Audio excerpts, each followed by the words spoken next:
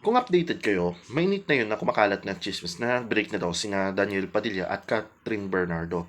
Ang dahilan daw ay si Andrea Brillantes.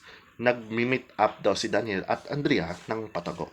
Sa kabila ng lahat ng pangyayari, ay wala pa rin pahayag o statement tungkol sa issue na ito sina Daniel, Catherine at si Andrea.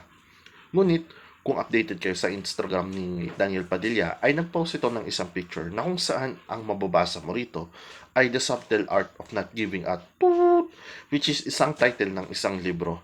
Sa pagkakaintindi ko dito, gusto ni Daniel ipahiwatig na kahit kalat na ang chismis, ay wala siyang pakialam sa mga ito.